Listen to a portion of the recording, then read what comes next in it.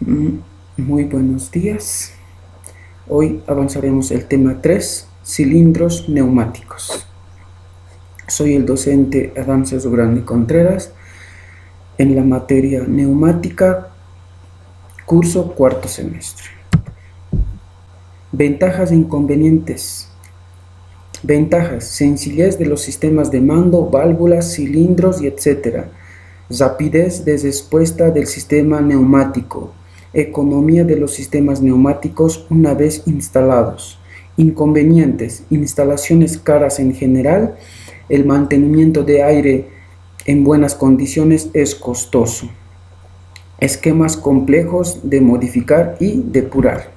Los actuadores, elemento productor del trabajo, se encarga de transformar la energía estática del aire comprimido en trabajo mecánico producido por la carrera de avance y retroceso mediante la inducción de la sobrepresión. El aire a presión tiende a expandirse para equilibrarse con la atmósfera. ¿Qué deberíamos esperar de un buen cilindro? Que exista en el tamaño que se necesita, que su rozamiento interno sea lo más bajo posible, que su montaje e instalación sea simple y rápido, que su vida útil sea la más larga posible, que existe una variedad importante de diseño para poder adaptarlo en nuestras necesidades, que pueda resistir los esfuerzos de tracción y de compresión, así como la temperatura sin deformarse. Tipos de cilindros neumáticos: cilindros de simple efecto, cilindros de doble efecto y cilindros de construcción especial. Cilindros de simple efecto. Ahí, como podemos ver, es la imagen real, y esto es internamente cómo funciona un cilindro de simple efecto. Ahí vemos la tapa posterior, el émbolo, el resorte de reposición, tapa exterior, vástago, orificios, cuerpo del cilindro, juntas y conexiones de entradas de aire comprimido. Cilindros de simple efecto. Ahí, como vemos, ahí vemos diferentes cilindros. Ahí vemos la camisa o cuerpo del cilindro, el émbolo del pistón, el vástago, muelle recuperador, guía del vástago, tapa trasera, tapa delantera, tomas de aire comprimido. Un cilindro de simple efecto solo puede producir trabajo en una sola dirección de movimiento. Normalmente la carrera de retorno se efectúa por medio de un muelle helicoidal o una fuerza externa. Cuando se utilizan cilindros de simple efecto, debe tenerse en cuenta la limitación de la fuerza disponible del cilindro durante la carrera de retorno producida por el muelle, ya que la misma disminuye a lo largo de la dicha carrera. Se clasifican en cilindro de émbolo y cilindro de membrana. Cilindro de émbolo. Entra el aire a la cámara del cilindro P. El vástago del cilindro sale al poner un escape en el cilindro de los muelles. Empujan al émbolo y el vástago del cilindro a su posición inicial. Cilindro de émbolo. El tubo del cilindro se fabrica generalmente de tubo de acero estirado, aluminio, latón, de cobre, sin soldadura a las superficies interiores de deslizamiento, y se les da un acabado de precisión y un rectificado bruñido. También existen tubos no metálicos para aplicaciones ligeras con materiales tales como el nylon, policarbonato, PVC rígido. Estos tienen bajo costo y pueden usar en ambientes corrosivos. Su problema es la temperatura. Con temperatura elevada tendremos problemas de sellado. Cilindros de simple efecto pueden aplicarse en diferentes funciones, como aquí vemos: acción de la fuerza al salir del vástago, carrera de retroceso por fuerza exterior. 2. Acción de la fuerza al salir el vástago, carrera de retroceso por muelle recuperador incorporado. 3. Acción de la fuerza al entrar el vástago, carrera de avance por muelle recuperador incorporado, como lo vemos acá. 3 diferentes cilindros de simple efecto. Amortiguación del cilindro. Los cilindros son de acción rápida si esta no se limita por estrangulamiento. El pistón tenderá a acelerar durante la carrera disipando toda su energía, pistón y carga, en la tapa extremo.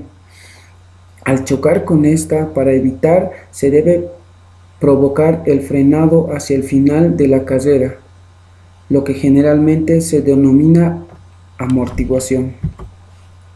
Amortiguación mecánica. La amortiguación mecánica es muy sencilla.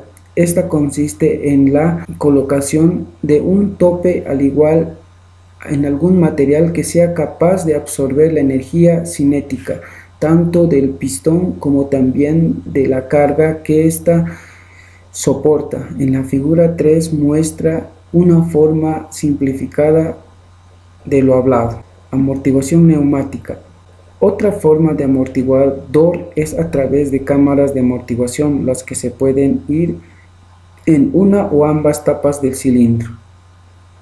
Normalmente la longitud de amortiguación es de orden de 2 a 3 centímetros.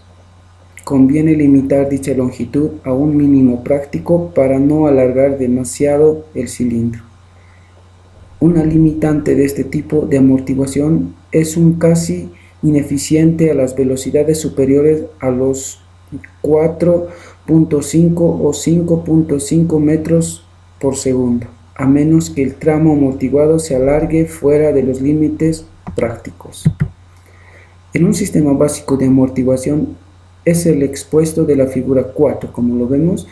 En la etapa 1 el aire sale del cilindro por un reductor R. Todavía el cilindro no sufre la amortiguación. En 2 comienza la amortiguación cuando el pistón, por medio del diseño de su cabeza, construye el paso de aire que sale por R. Esto no tiene otra alternativa más que salir por el positivo, por el orificio S, que es mucho menor diámetro, produciendo así la amortiguación de la inclinación A. Otro tipo de amortiguador es el que muestra la figura 5 y que basa en lo anterior explicado. Cilindros de membrana.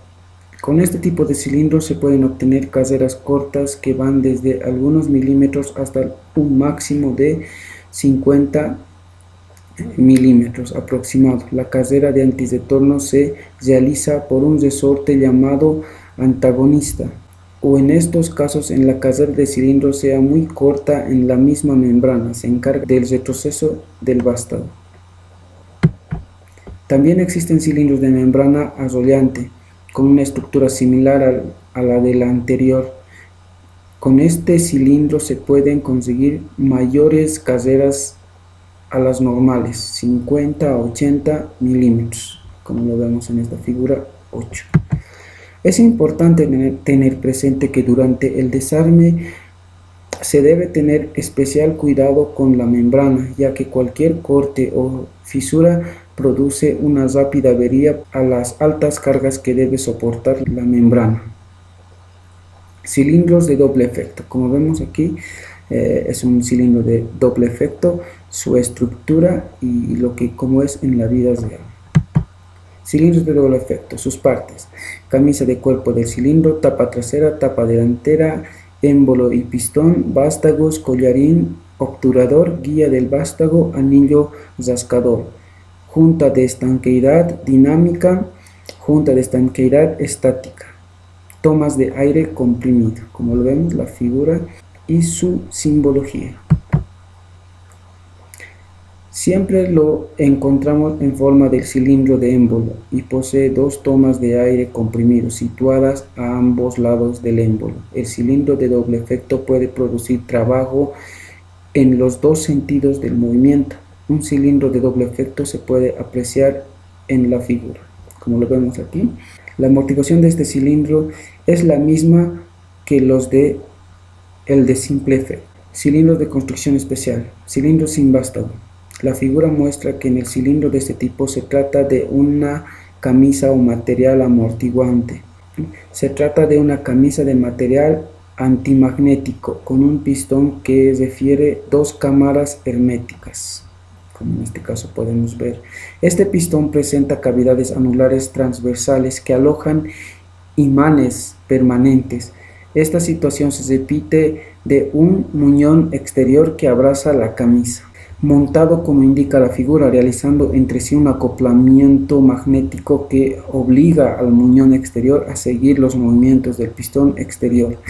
La fuerza de arrastre axial depende de la intensidad de las imágenes y del área expuesta. Es más confiable que el cilindro de cables. Cilindro de cable. El croquis de la figura habla por sí mismo de su funcionamiento. El punto más débil de esta construcción es el sellado del cable.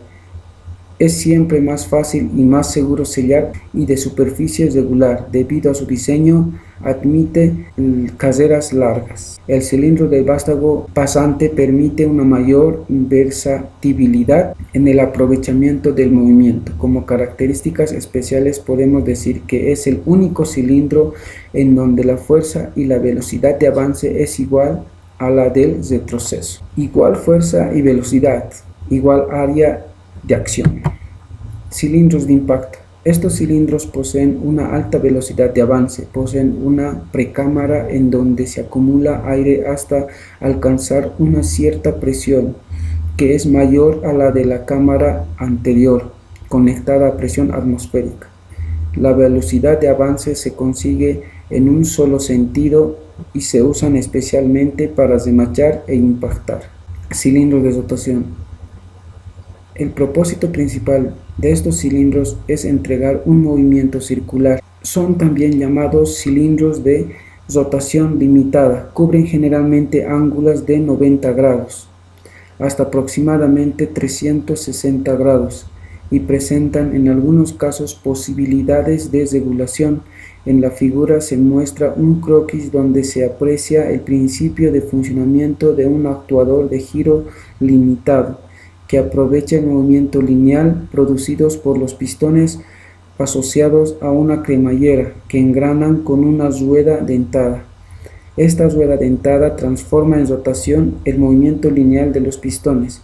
La amplitud de giro depende de la longitud de las cremalleras.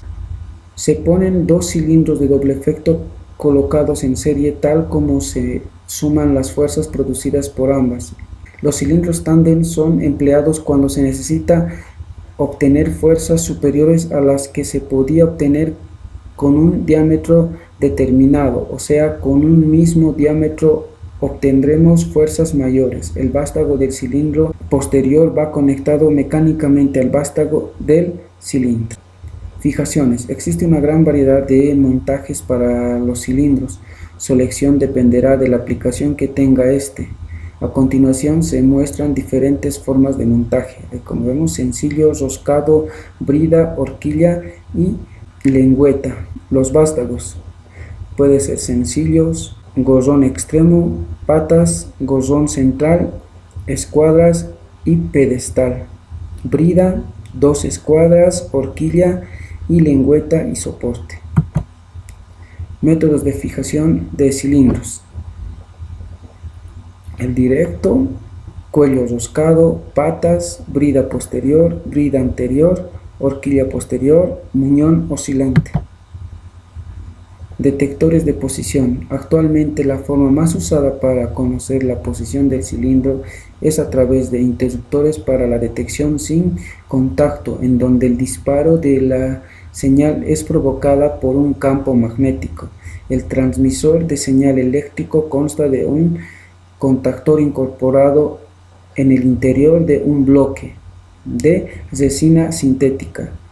Al acercarse un campo magnético, esta se cierra imán permanente en el émbolo del cilindro, emitiendo por tanto una señal eléctrica. Velocidad máxima y mínima de cilindros neumáticos. Los cilindros neumáticos pueden alcanzar una velocidad máxima comprendida entre 0,6 a 2,6 metros por segundo según el diámetro. Aquí podemos ver los diámetros en milímetros. Tenemos de 10, 12, 16 y dependiendo a su diámetro vamos a ver a qué velocidad máxima irá el cilindro neumático. Estos valores máximos a su vez se ven afectados por la carga desplazada, tamaño de la válvula y conducciones, condiciones de descarga libre, regulada y con escape rápido, cilindros y etc. En realidad se prefiere hablar de velocidades medias alcanzables, ya que el cilindro desarrolla su carrera en un tiempo real, en la cual se produce una aceleración inicial y una desaceleración final, de modo que su velocidad no es constante a lo largo del recorrido. Como velocidades medias pueden considerarse un 70% del valor indicado en la tabla anterior. Ahí vemos los actuadores. Aplicación de cilindros, podemos aplicarlo en la industria y también en el campo automotriz. Ahí vemos los diferentes usos que se puede llegar a tener de los cilindros. Se puede utilizar en varias industrias los cilindros. Como trabajo en clase, aquí en el tema 3 donde estamos, les he dejado el programa de neumática Festo. Esto pueden descargarlo, está comprimido el programa para que ustedes puedan instalarlo en sus computadoras. Aquí hay un video de la instalación. Una vez instalada ya el programa, les va a salir igual a esto, y aquí ya podemos ver un poco de cómo funciona el programa. Y este es el programa. Una vez entrando al programa, vemos simbologías. Con estas simbologías vamos a armar circuitos neumáticos. Como hemos visto en el tema 2, generación y distribución de aire comprimido, veremos aquí lo que hemos visto: los compresores, tipos de compresores, unidades de mantenimiento, depósitos, filtros, lubricadores, separadores. Y el tema que hoy hemos avanzado, que era de actuadores, aquí veremos los cilindros de simple efecto, los cilindros de doble efecto y también los diferentes cilindros que existen. Y vamos a hacer circuitos, ¿no? Con estas simbologías que tenemos aquí. Y el próximo tema que avanzaremos será de válvulas direccionales. Y aquí igual está con su simbología que avanzaremos después, para que podamos armar circuitos neumáticos.